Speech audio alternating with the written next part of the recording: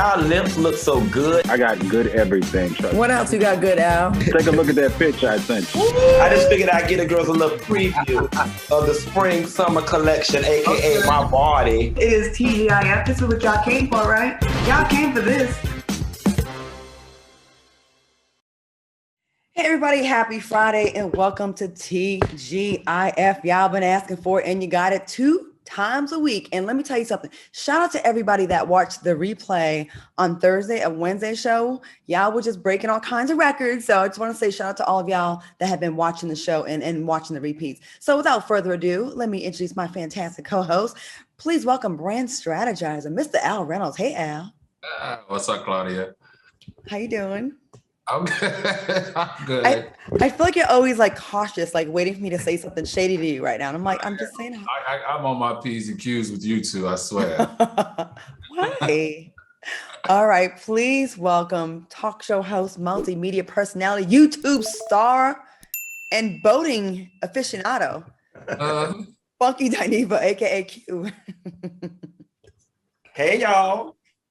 Oh, you giving us real cat-like today with is that cheetah? Baby, this leopard. I got my leopard on. Leopard, honey. Leopard. I got my liquor in my cup, my liquor in my leopard. Baby, I am ready. And I am your host, Claudia Jordan. And let me tell you, Negro, something about last week. Okay. I have been getting all kinds of pregnancy congratulations in my DMs. Them having a whole conversation about whether or not to be a good mom and it's time and thank you. Because it's probably my fault. That's probably my fault, and I am so sorry for that. You ain't sorry. Jordan is not pregnant. Okay, they went to the chop shop last week. She is not. She is no longer pregnant. Let me tell you something. At my age, if I do get pregnant, it's a goddamn miracle child. Wait, that's not good to say. Goddamn miracle child. No, don't put those in the same sentences. Oh, it would probably be the second coming of. I would have to keep that. So yeah. Right. So you will not see me at Planned Parenthood on a Saturday before 9 o'clock talking about I didn't eat since last night at midnight, from what I heard. Okay, let's get into some. Oh, we are messy already. Already. No, but what if I was after all this talk? That would be funny. Yeah, maybe not. Okay. All right, listen. What happened? And a hush fell over Jerusalem. Okay. Oh, here we go. Oh, the ghetto. Who is that? Ghetto. That's me. Bad. Who's calling you right now? My friend Tanya from Atlanta, Pretty Place to Cater. Shout out to Pretty Place for all your catering and production needs or whatever. Pretty with an I. Go ahead, girl. Okay, so listen, before we dive into our hot topics in our show, Funky has a special surprise for our mates. Take it away, Funky.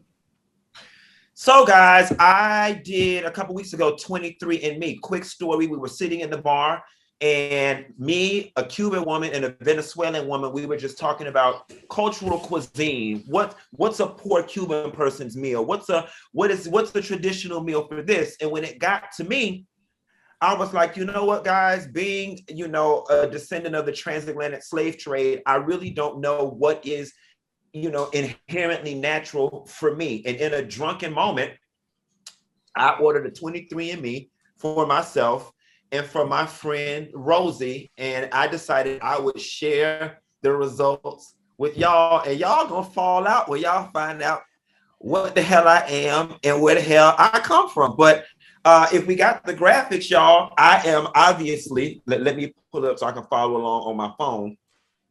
I am obviously 92% sub-Saharan African. We know that part. But y'all, I'm 43% Nigerian. Who would have knew? Who would have knew? From Nigerian stole that white lady. Yes, okay. I'm from the Imo region of Nigeria. I'm 13% Ghanaian, Liberian, and Sierra Leonean, and 6% Senegambian and Guinean, if I'm saying that right. I got 17% Congolese and Southeast African. But here's the kicker, y'all. I always told y'all I was a rich white woman. Baby, I am 5.2% European. I knew it. I knew it. I knew I was a rich white woman deep down inside somewhere. I felt it in my bone. There it is, right there, baby. The numbers don't lie. 5.2. I'm a rich white woman right here on the left-hand side, right here. I told y'all. And 2.1% East Asian and Indigenous American. So what this did for me, guys, and the main reason why I did this, aside from just wanting to know, is I was looking for something deeper spiritually. For those of y'all that follow me, y'all know I don't get down with the church and I don't get down with the Christianity. I don't knock it. For those of y'all who it make y'all better people, have at it. It's never resonated with me. And I was just always interested in what it is my people practice, what it is they connected to. And now I have a starting point. And I feel a bit more connected to something. What that something is, I don't know, but I'm going to figure it out. Shouts out to 23andMe. And I would also tell you guys, there's also so many other reports that they give you. Like it says genetically, I am less likely to be able to sing on pitch and on key. You know what I'm saying? Like it gives you those types of breakdowns, and it makes perfect sense because I can't sing on pitch or on key. So I would recommend that you guys check it out if you haven't done it. Oh, you know what? I want to do that. I tried the other one a long time ago. There's 23andMe, then there's Ancestry.com, but it wasn't as specific as that. Al, we should try it. I'm down. Let's try it. So look, to all my Nigeria people, am I allowed to claim Nigeria? Like, what's up? What's up with the jollof rice? What's up with the, see that I'm so out of touch with my people. The only thing I know is jollof rice. I got to figure out, because, you know, listen, I'm a new person. Now I got a whole new culture on y'all hoes. Next week, baby, my name ain't even gonna be Q no more. It's gonna be Jaffe. Okay, I'm a whole new person. So now you can, you'll no longer, you'll defend the Nigerian scammer stereotype that they like to say. Right, because those is my people. Y'all not gonna talk about my people. Exactly. Well, congratulations on getting, filling in a little piece of the puzzle and completing your puzzle. So, all right, you Nigerian. Oh, hey, Jaffe, we're gonna call you Jaffe for the rest of the show. All right, let's get into some hot topics here. Congratulations are also in order for our girl Riri, who is officially a billionaire, the wealthiest female musician in the world, and comes in second to Oprah Winfrey as the richest female entertainer. Talk about Black girl magic. We have two Black women on the billionaire list. Are you guys excited about this story? I'm super excited. I mean, it's got to be an amazing feeling to be in your early 30s and have enough money to live 7 generations. You know what I'm saying? And she's earned it. Rihanna has done her thing. I don't know the complete breakdown. Al may know this better than me. I'm assuming it's more the products than it was the music that took her over. And I said to somebody the other day, y'all, I honestly think by the way that Rihanna's moving, that she's kind of done with music. I think y'all might get one more album out of this girl. She's been performing since she's like 14. Mama got enough money and got enough products bringing in enough residual income that she can sit down for a lifetime. Al, what do you think about this? Listen, Rihanna is the richest Avon lady in the country. Yes. She hasn't done music in what, a half a decade, since 2016 Antics. Like, how can you be the wealthiest musician in the world, but you ain't made music in 5 years? Because you're the wealthiest musician through your products. Now, Q, let me tell you how she did it. So during the pandemic, as we know, beauty products and the beauty industry went through a huge slump, right? So their valuations decreased dramatically. Now, because we're coming on the other side of COVID, the multiples for beauty products, as far as in comparison to their revenue, is multiples of 7.5. So because the multiples are so large, she is now a billionaire. I love it. It's kind of ironic. One of the last songs I remember her doing is "Bitch Better Have My Money," and now she got it. And then I also think about Tierra Marie. I don't know if y'all hear the stories about between the Tierra Marie and Rihanna. They had thought that Tierra Marie was going to be the one that was going to pop and be the huge success story. And, she did, she's had her success, but Rihanna is the one that kind of, they said she was listen more. That was the word on the street. Right. But I think about Tierra Marie sometimes. Like she's a talented lady, but then to see someone that started at the same time as you reaches love, I wonder how she feels. It's funny that you say that. There's a video that was floating around on social media. You can find it on YouTube. It's Tierra Marie, Rihanna, and it was one other starting out girl, and they were paying tribute to somebody. I mean, this is when Rihanna was singing Caribbean influenced music. And yeah, it does have to, for lack of a better term, suck to remember being on the same stage with this girl at the same level. We both backstage, nervous, just happy to be here. Barely got enough money for a glam squad, but baby, we here. And now, you over here on Love and Hip Hop could barely pay 50 cents in your Uber bill. And this girl who you once shared a stage with is a billionaire. It definitely would do something to my self-esteem. Well, I'm rooting for her still.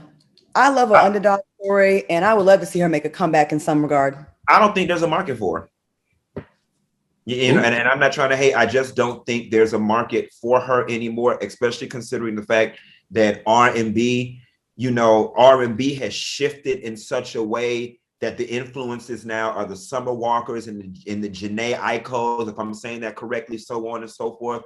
Tierra's not young enough. That's not her musical style. And R&B it's not like it was back in the day when we had 20 women reigning at the same time. Deborah Cox, Changing Faces, Tracy Spencer, Whitney Houston, Mariah Carey, Mary J. Blige, Shanice. All of these women were out at the same doggone time. The radio, the summertime radio was the deal, baby. Song after song. R&B just isn't like that anymore.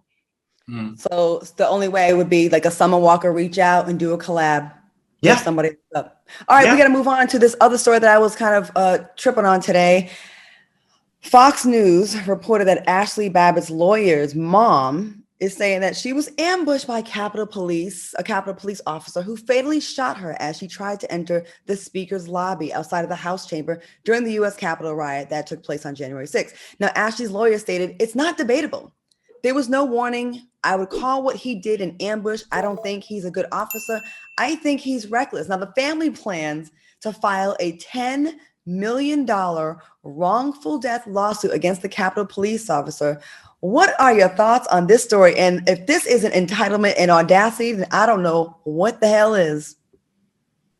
Al, go ahead, because I'm going to say the wrong thing. First of all, everything about this is just awkward and weird. Why would you only sue for $10 million for a wrongful death? That means you're telling me that woman's lifespan is only worth $10 million. That's weird. Number two, they are arguing that the Capitol Police did not tell her to stop or cease or don't move or I will shoot. So we know that's a lie. She's claiming, the family is claiming that they could not hear the officer state those things because he had on a mask. Well, if you couldn't hear him state those things because he had on a mask, then how did you not know he didn't say it?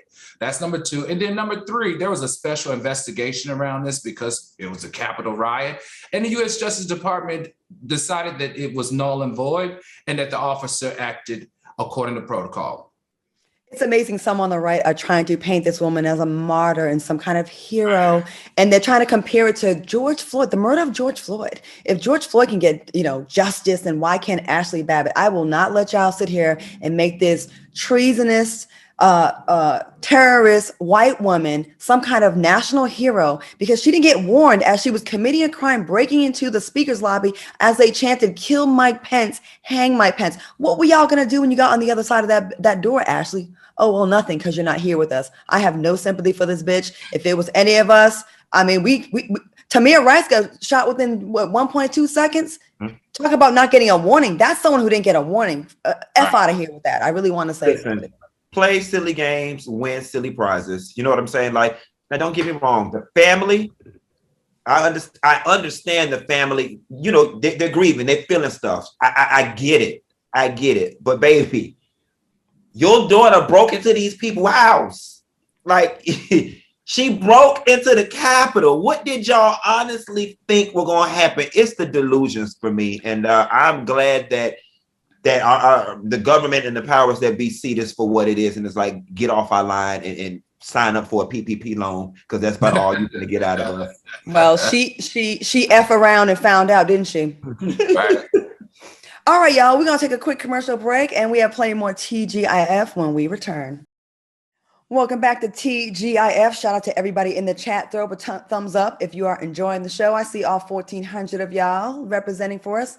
All right, y'all, let's get back into it. In an interview, Dr. Dre's oldest daughter, LaTonya Young, revealed that she's homeless and living out of her car and hasn't received any money from her dad in a year and a half. Oh, that's it? Okay.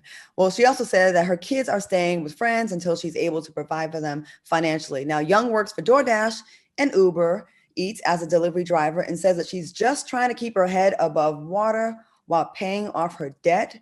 What are your thoughts on the story? And is it Dr. Dre's responsibility to provide for his adult daughter? You know, this story is so layered to me, right? Because the first question I have is, how was this daughter conceived?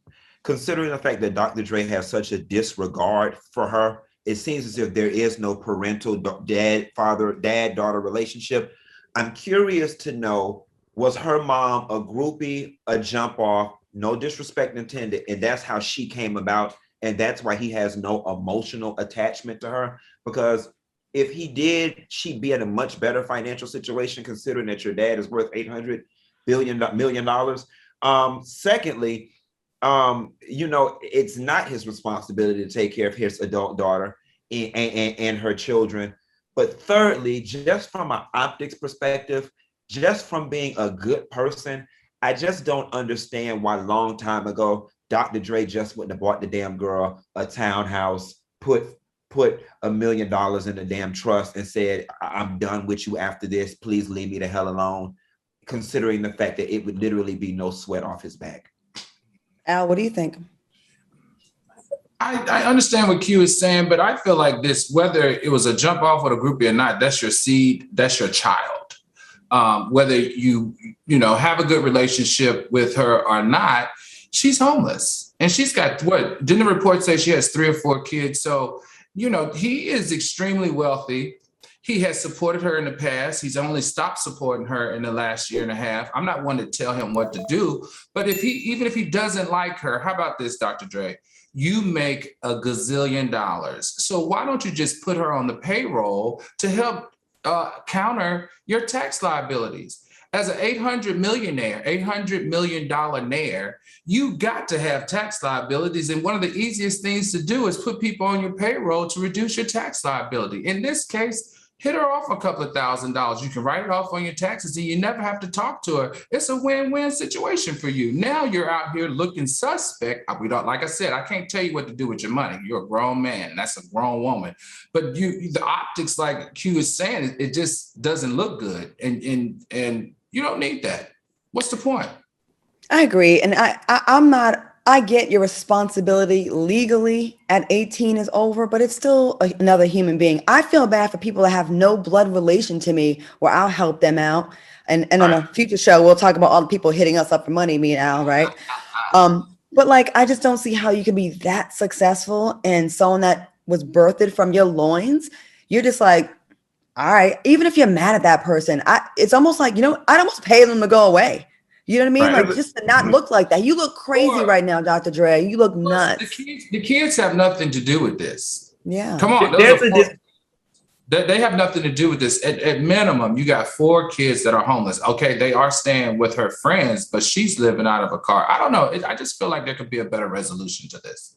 I mean, considering the fact that Dr. Dre has probably got all the top attorneys and tax people in his whatever, the advice that you just gave, Al, he's fully aware of. There's a disdain there. There's a hate there. There's a trauma there. There's a reason why he's feeling like, I ain't giving you SHIT. And, that's a conversation we should have for another show about how some men, particularly in our community, are just so able to have children and have zero emotional connection to them or responsibility for them. That is an issue that runs rampant in our community, and it's one that I don't understand. And the damage it does to generations of kids and adults, and you know, women that have issues in relationships, men that have issues dealing with their partners. A lot of that stems from how you didn't feel love from your parent, and a lot of times your dad. I know I'm going in the other direction, but listen, he's going through a very ugly divorce where she's already saying that he's not doing what he's supposed to do as it relates to giving her the money that she deserves. Having another story come out about your blood, meaning your child that you had, that you're not supporting, it's only feeding the narrative of the divorce attorney. Look, they're like saying, look, we told you he doesn't do the right thing by the woman in his life. Look, she was married to him for X amount of years and he doesn't take care of her. Look, he's got a child that he doesn't even take care of. I just feel like he needs to be a little bit smarter about this. This isn't looking good right now. And that's just from the eyes from the outside looking in. But you're in the middle of a huge divorce settlement. This does not make sense. Turn this wrong into a right. You got a lot of money, more money on the line. $300,000 a month. You're talking about a woman that you're sharing your empire with. This woman's not even asking for half of that. She's probably what you spend when you hang out on the weekends. You know, when all his past stories of abuse and allegations from, you know, various women, it would do him well to do right by his daughter in his own life. I just get her an apartment. All you got to do is get her a little piece of apartment. Have the assistant. $24,000 a year. It's $24,000 a year. Yeah, you go to a piece of apartment and be done with it. Well, someone who doesn't need any help, and we're really proud of, Angela Bassett. She received a super huge major pay increase ahead of season 5 of her Fox drama 911. According to sources, Angela Bassett is now making $450,000 per episode, which makes her the highest paid actress of color in a drama series. Now, before we get into the story, here's a list of some of Angela Bassett's non-Black peers are earning per episode in television. Forbes reports that actress Sofia Vergara received $500,000 per episode for ABC's Modern Family, so she's making more than her. Ellen Pompeo received $550,000 per episode for Grey's Anatomy. Elizabeth Moss received $1 million per episode for The Handmaid's Tale. So in comparison to her non-Black peers, should we still celebrate this pay bump? What do y'all think? We should most definitely celebrate it. I also think we've got to be careful with false equivalencies, because we're not going to pretend like 911 brings in the same ratings as Grey's Anatomy, which means Grey's Anatomy generates more revenue or whatever the case may be. So some of these figures are based on, you know, ratings. However, we're not going to pretend like there still isn't a huge pay disparity amongst African-American women actresses in Hollywood. They need to give Viola Davis her things. They need to give Taraji P. Henson her things. They need to give Vivica Fox her things. Give all them ladies their things. But I am happy for Angela Bassett. But I'm going to tell y'all something, and I don't mean to be a hater. I read the list, and bitch, I'd be mad as hell because there's some people on the cast making $80,000 an episode, and I'll be damned if we sit here working on the same damn show on the set the same amount of hours, and this heifer getting $450,000 and I'm only getting 80. Now don't get me wrong, I know she don't put her time in. She's 30, 40 years in the game. You getting $450, can I at least get $229? How I'm getting 80 and y'all paying her $450? But nah, in all fairness, I salute the queen. She deserves it.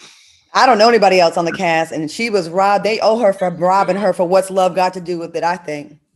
Well, you do know other people on the cast. You know that Jennifer Love Hewitt is getting $300,000 an episode. Let me tell you the disparity here, which is so interesting, which is also not good. I mean, I do celebrate Angela in this case, but she's only making $450,000 as not an actor. She's actually making $450 because she's the EP of the show itself and also the EP for the spinoff Lone Star. So let's be very clear. She's not getting $450,000 an episode as the actor.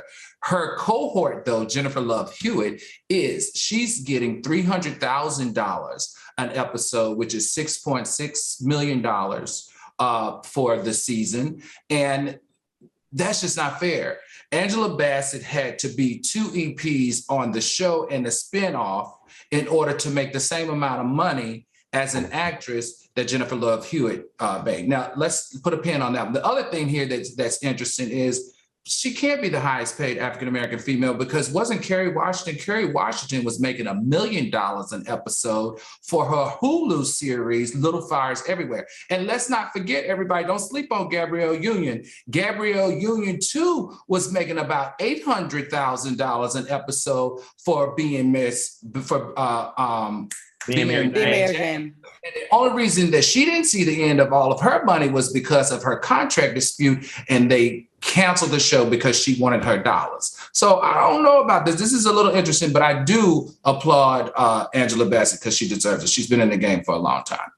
But you know what? Now that I think about something, Al, I just kind of got pissed off in my soul because if Jennifer's getting $300 an episode and Angela's getting $450 for 3 jobs, right. I would be curious to know either Angela is being cheated on the 2 additional jobs or she's being cheated at 911. Either way, she's being cheated. So I would be curious to know if Jennifer's making more than Angela as an actress on 911.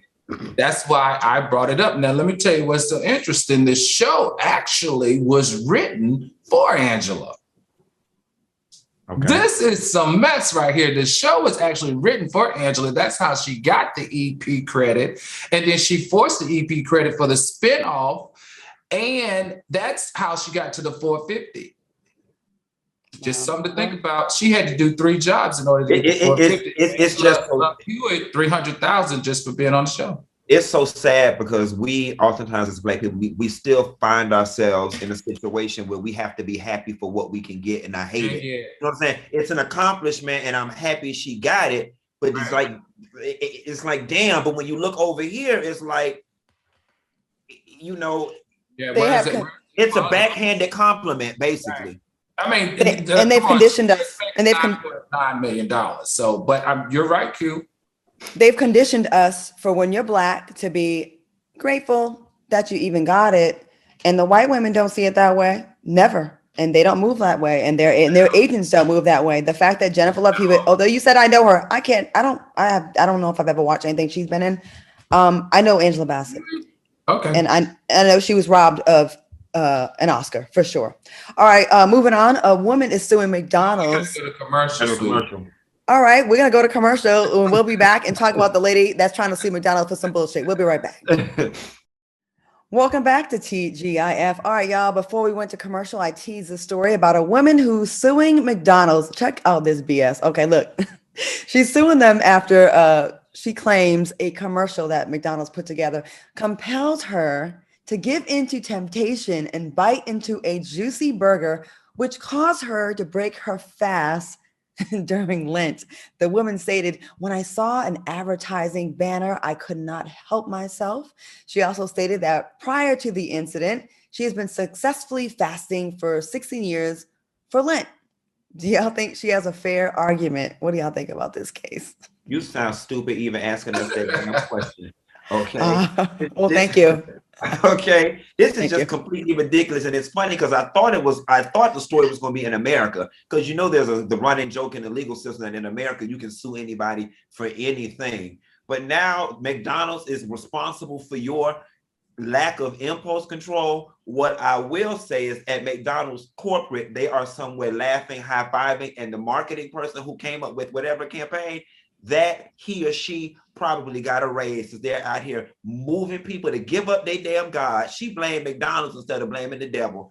I ain't mad with you, sis. I mean, if you about to go to hell, you know, messing around with McDonald's, you should try to get some money out of them, but it ain't them people's fault.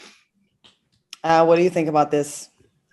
Oh, guys, to me, this looks like the ultimate marketing ploy.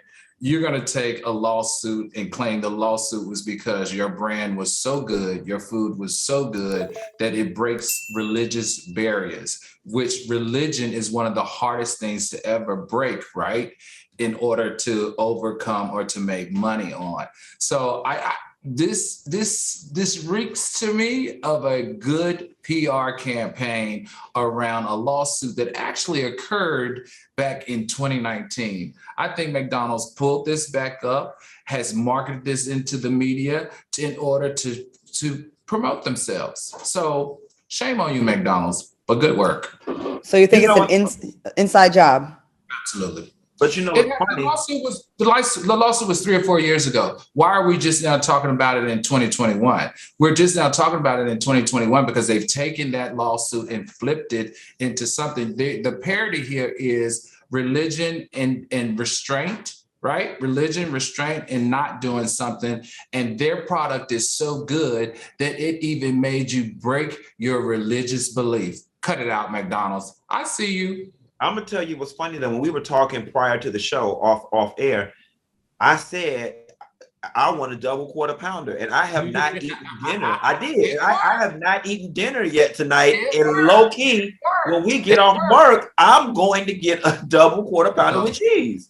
So it's working. It worked. Shame on you, McDonald's, but good job. All right. Sean Combs, Puff Daddy, Diddy to most, or should I say love? Well, he recently sat down with Vanity Fair and shared that the next phase of his life is dedicated to justice and Black capitalism. Now, Diddy didn't share many details, but he did say that he has a 5-year plan that is guaranteed to do great things for the Black community. Now, in the interview, he was reminded of the accusations from former rapper turned pastor Mace, who accused Diddy of stealing his royalties. Diddy told the writer that he couldn't focus on that issue because God put it on his heart to find his purpose and save the Black race. How do y'all feel about Yeah. So you know, my gut reaction when I just read the headline, Diddy has 5-year plan for Black people. I'm like, you know, who the hell died and made you the next Martin Luther King, right? But I did read the article. I read the article and I want to repeat something that I said in reference to the baby on last show. Everybody is worthy of redemption, and everybody can redeem themselves with time, energy, and effort. There was a genuine sincerity I did get from this article when Diddy was speaking about he plans to start an all R&B label with full transparency where he will not be signing people, but there will be 50-50 partnerships with full transparency between the label and the artist. Now, we already know what that is. That's Diddy trying to get into heaven for how he don't screw Mace them over and made Pam have to turn straight in order to get a man to pay her bills and all this type of stuff over there at BET. I don't know, I already went in on Diddy about no people money. I ain't gonna do it again. But that part did feel sincere to me. It did feel like he spoke about Black people not owning rap and that we now have the opportunity to at least own R&B. And I bought into that part. They tried to own rap when they worked with him, but he gangstered all of it away from them. Listen, I feel like if you're going to preach love and this new energy and what did he call that? Not energy. Can't remember what he called it. If you're going to say that this is the space that you're in and equality and everybody, okay, then what about, are you planning to give Mace his money that you owe him? Okay, so you don't want to give him this money on it. Well, how about, do you plan to give Mace his rights and publishing back? Since we're in this space of energy and empowering Black people and giving people the money that they deserve, how about that? And then what is that? What was that female group? Danity Kane? Oh my God, yeah. You remember them and everyone else that was on Bad Boy that we never heard of again after he dropped them? Okay, so what are you doing about that? If you're going to preach love and this new you and this evolution and this equality and this capitalism, then you got a few wrongs that you need to right. Now, the other thing that was, and I read the entire article and it was written perfectly. I just felt like I was a part of like this fairy tale, in all honesty. If you're going to birth this out and want the public to believe it, he also talked about empowering young Black executives. Let me tell you something. If you're trying to empower people we don't need mentoring groups. If you want to empower Black people, then you need to put Black people in power. Period. We don't need no more empowerment programs. We don't need no more set-asides. We need to be the CEO of stuff. So forget this empowering program and enlightening program and we're gonna all come by y'all. Put people in power of color to make money. I don't need to go to another empowerment conference. I need to be the president of something. I need to be the decision maker. If you're really changed, then that's what you need to be campaigning. And it's a bad sign to me. I listen, if this is what's truly in his heart, I commend him, right? And like you said, Q, everyone can have redemption, facts. But it's a bad sign that during your interview, when they ask you about one of the most infamous cases of you not doing an artist right, you wouldn't even discuss it. Like that would have been a great moment to say, you know what, you're right. Let me go ahead and address this and let me do right by this brother. And he could have said that then. You know how big of a deal that would be? Because then we could actually believe what you're saying. We want to believe you, Diddy, because Diddy, you have done a lot with your life. You've done amazing with your life. But I think there was some responsibility and, seeing it through. And there's too many people saying the same story about you. There's too many things. Right. I would love to see you really. The one thing that was great, Claudia, that you said was in the article, he said that I'm going to take it from me to we. Remember that? He quoted that so many times throughout the article that he was like, I'm no longer going to focus on me, but I'm going to make it about we. So if you're going to make it about we, then spread the wealth. Considering how much money, I didn't mean to cut you off, that he's made from Ciroc and Sean John, I would be curious to know how much of Diddy's wealth it would take for him to right those wrongs. And my gut tells me a very small percentage. My gut tells me that Diddy would still be super duper rich if he gave Mace his publishing and his rights and what he was owed and everything else, that he would still be super duper rich. So you're right. I don't understand. Diddy, you're trying to pull the wool over our eyes a little bit. And you want to start from the middle, brother. You want to start peace and love from the middle, but you got to start from the beginning, my brother. You got to start from the beginning if you're trying to get into heaven. You can't be like, God, I lived wrong for 40 years, but forgive me for all the murders I did for the first 40 years, but from 41 to 70, I gave money to the Boys and Girls Club. That's not how this works. Right. You also can't be publicly saying these things, but then privately still acting like a gangbanger. Something else. That's what I'm saying. I just feel like if he really wanted this shimmy act to really be impactful and really have us rock with you, including the millennials and the Gen Zs, then he should have definitely said, yo, you know what? In this space that I'm in, I'm going to do right by Mace. I'm going to do right by these other artists. And here is my commitment. Make the pledge. You ain't even got to do it, honestly, but make the pledge when given the opportunity to do it. And everybody would have been like, well, damn, he is by space. Sorry. Speaking of spreading the wealth and rumors about Diddy, again, okay, listen. When we get back, we're going to talk about someone who Diddy might be dating who's about 20 some years his junior. We'll be right back with more TGIF after the break.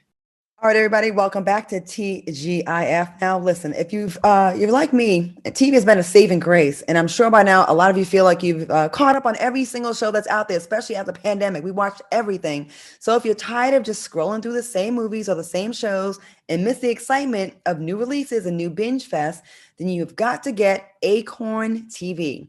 Acorn TV is the largest commercial-free British streaming service that features great stories and shows you won't find anywhere else. Now, with Acorn TV, there's always something new to discover. It has hundreds of exclusive shows from around the world, including award-winning mysteries, dramas, comedies, and so much more. Now, you get thousands of hours of new content on Acorn TV for a fraction of the cost compared to most streaming services at just $5.99 a month. The series you'll find on Acorn are refreshing because they're cleverly written, visually striking, and feature renowned actors like Thandie Newton. Now, I'm watching My Life as Murder with Xena Warrior Princess, actress Lucy Lawless, who plays a retired cop that can't stop solving cold cases. Now, look, if you're ready for a streaming service that offers new stories and new characters and breathtaking sceneries every week, do what I did and get on that Acorn TV.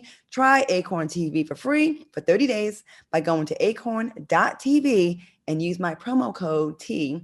but you have to enter the letters in all lowercase letters. So don't forget that. That's acorn.tv, code T, to get your first 30 days for free. All right, y'all, get that Acorn TV. And real quick, Score Master that we've been promoting here. My good friend Trey said he used it, and he's like, my credit really went up like several points in like a week. So I'm really gonna try that. So yeah. And Al, you said you want to get out of the low. Yeah, I want to get out of the low 700s. So you should try it.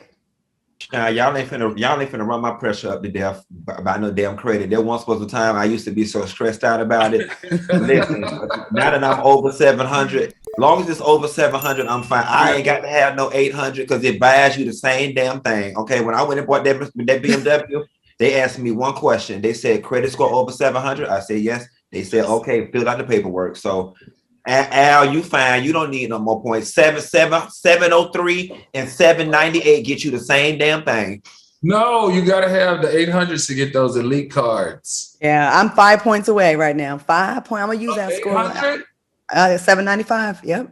Congratulations, Claudia. That's good. Even with my gambling problem. So imagine if I didn't. All right, let's get back into this Diddy real quick. We won't spend a lot of time on this. So the rumors are going around that he's dating Caresha Brownlee, also known as Young Miami from the rap duo City Girls. The 50-year-old music mogul allegedly started seeing the 27-year-old rap star in June. They were spotted holding hands at a party for Pierre P. Thomas. And on Tuesday, Young Miami posted a photo of herself sitting on Diddy's lap and kissing a bottle of tequila. Are y'all here? What? I don't want to ask y'all these questions. Are y'all here? We're not gonna spend much time on it. I think this is nasty. And you know what? I don't even want to go in on just the multiple layers of why this is just wrong. This relationship, in my opinion, is not equally yoked. I mean, have you ever heard Caresha speak? I mean, Jesus Christ. You know what I'm saying? And aside from that, you know what I'm saying? She deviates so far from what his traditional types have been, so it makes me question his motives. Now, I will say this.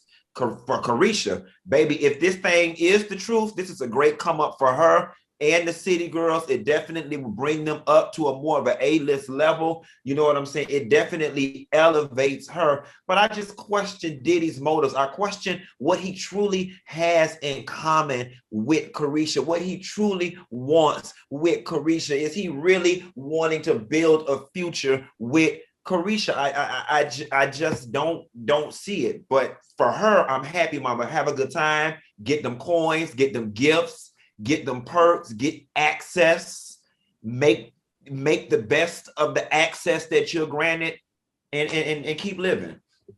Okay. Well, since we're on the subject of age differences in relationships, what about this one? I want to hear what you have to say about this one. Madonna was spotted getting hot and heavy with her new boyfriend, and he's 27 years old. And she is 62. Not only was the icon seen tonguing him down, but they were also puffing on some smoke. And of course, social media had a field day when they saw the photos. Many people said that Madonna is too old to date someone that could be her son. Should there be an age limit when it comes to dating? And is it a double standard when it comes to men and women dating younger? This feels like leaving the club at 4:00 in the morning, drunk off of brown liquor, butt naked in your bed alone, and you go to Pornhub and type in granny porn. Okay, that is what this feels like. And yes, we're going to answer the question. Yes, What? Granny porn. It just feels like granny porn. Granny porn, GRANNY porn. Here's my lotion and the rest of my liquor. Okay, it feels like granny porn. And here's the thing: we're gonna, Claudia, we're gonna answer the age-old question. Yes, it is a double standard. You know what I'm saying? Older men do it all the time with younger women, but it seems to be more acceptable because the younger woman is on the come up. Listen, I know what's coming out of my mouth sounds very patriarchal. I get it, but it just feels wrong. It feels nasty. It just feels nasty. It feels like an old lady. a 63-year-old woman. Can y'all imagine him hitting her from the back? Like what that looks like? Have you seen her new fake ass? How terrible it is and hard it looks. Have y'all seen her? Madonna got a fake butt. I mean, listen, Claudia, I'm not trying to put your business in the street, but you said your hip hurt when he tried to throw one of your legs bite. So can you imagine what type of rheumatoid arthritis, inflammation issues she having in between her legs and in her butt? And that 26-year-old, he get on that brown liquor, get to smoking that Kush and that OG herb or whatever the hell the kids calling it right now. He do his Percocet and his Molly after they go to the club, and he ready to hit that Tootsie Cat, and she ain't got to hit that life alert button because he don't hit that thing doggone hard. And now her Medicare finna get invalidated. Oh, God. You make a very good point, because of my struggle, and I'm 16, 17 years younger than her, and I'm in pain. I know she in pain. I know she trying to grind, just get through, just to make him feel good that it's not so. And you know he trying to school he trying to school the bank out of her. You know what I'm saying? You know he hitting that thing. I got this old thing. I'm finna make this old bitch give me her money. So you know he's buyer, and then yes, God. Yes. We gotta take a break. We gotta go. Yeah. We'll be. Welcome back to TGIF. I'm your girl, Claudia, joined by Al Reynolds and Funky Dineva. Q, remind me to tell you a story about when I did host the red carpet of the Soul Train Awards and who was such a biatch on the red carpet. She was a child star back in the day, but she tried it. She got mad because I referred to her by her old. And I'll tell you off camera. Oh, I got a story. She might be watching. She might be watching. She ain't working right now. All right. Before we wrap, I want to play a game of Sex Scramble. Scramble. Look at our graphic. Okay. I'm going to read a description of some sex terms, and I want you to try to guess the correct answer. Now, if you guess wrong, you got to take a shot. Y'all ready to play some Sex Scramble? Yes. Let's do it. Okay, great. First up, what word is used to describe more than two partners involved in a sexual activity? Orgy. Look, Al don't even need to see the letters. He's like, what I did on a Tuesday night. Okay. All right. This word is used to describe a discoloration or bruise you get on your neck. Hickey. They so nasty too. Okay. You give a good hickey? I said I need a good hickey. Okay. I haven't had a hickey in years. Y'all know I'm so black, I've never had one.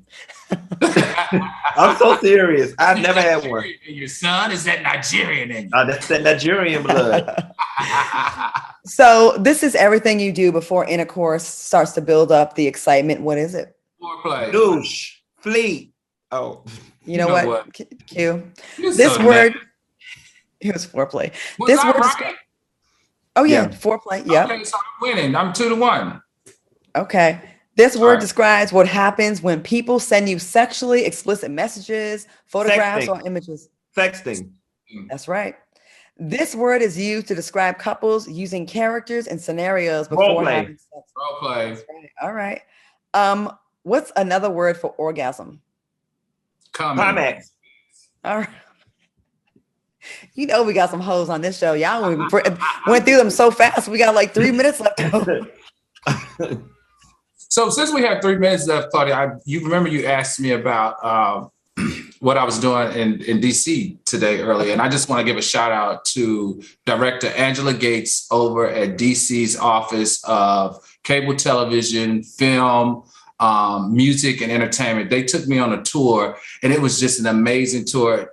Anytime you make a movie or a television show in the city of Washington, D.C., it goes to this office. And when I tell you, the complex was incredible. And guess what? She said that if we were to come to D.C., she would definitely allow us to use the studio here free of charge. Oh, great. Oh, Did you have It's cool, right? How'd you work that out, Al? You know. He got that shirt buttoned up. He probably got a hickey up under there. and she's a young Black female, I think in her late 30s. It was such an incredible experience. When I tell you I was in awe, Claudia, like it was like walking into a Turner Broadcasting studio and a freaking Sirius XM studio combined. It was like the best of radio and the best of television. It was a huge campus, and everything was freaking new. Every room was like digitally, just like high tech technology. It was amazing. Well, you know, that is really good to know. Director Angela Gates and everybody over there. That is really good to know, because when we do go to 5 days a week, I really don't want to move to LA. So I would choose DC over LA any day of the week. DC is fun. So Angela, girl, you know, yeah, Al, keep doing what you're doing, because we might, you know, we might need Angela.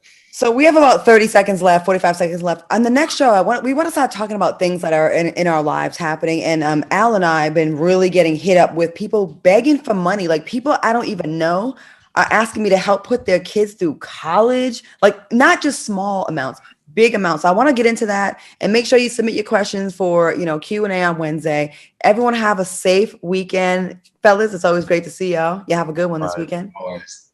All right, y'all. Stick around. The Book of Sean is coming up next, and we'll see y'all right back here on Wednesday, and Cocktails of Queens on Monday. Y'all have a great one.